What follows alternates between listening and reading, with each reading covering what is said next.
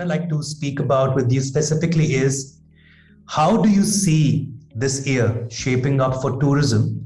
And just give us kind of a brief snapshot of what do you see in terms of destination marketing and some top trends. One of the things that this pandemic, which is now an endemic, has taught us is to say, are we still wanting to sell or promote in the old way that we used to, which is just punting destination content and just saying, package this, play with this one, just keep to the norm? No, the key from a destination marketing organization is knowing who your consumer is. Then key is making sure that they feel cared for. We've got to be consciously present in the consumer or the traveler's mind. And then walk the journey, deliver on the promise. If it doesn't make you uncomfortable, probably you're not shifting the boundaries. How is it that you are imbibing this core philosophy in the work that you do or the way that you're communicating to your stakeholders or your audiences? Partnerships are very important. Firstly, when we say partnerships, people always they think about your in-market trade and or your government stakeholders, shareholders. It always starts with the people you select and you trust with your brand, which is the agencies. What we tend to do is sell a destination through the eyes of a South African to an Indian. So key is content. We've got to make sure that those we choose to help us promote South Africa are our ambassadors, are our ears and our eyes.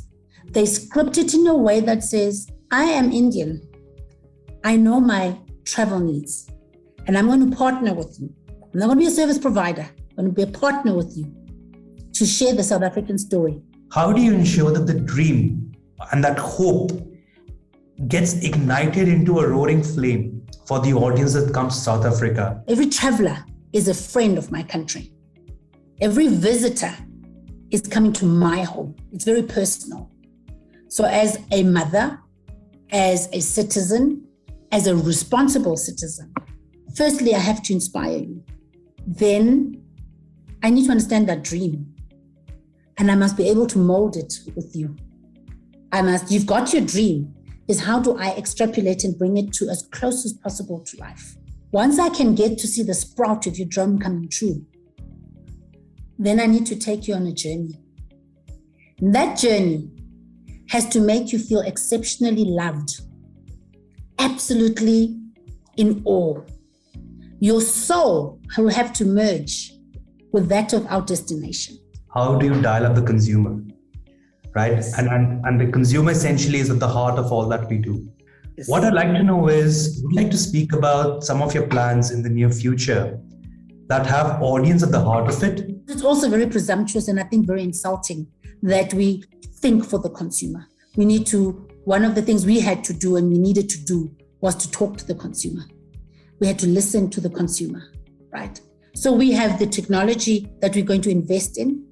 We want to make sure that wherever and whatever they are doing, we are always with them without being intrusive or invasive. And then partners for us are very important.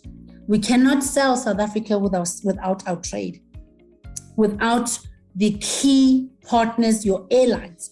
We also have to make South Africa affordable.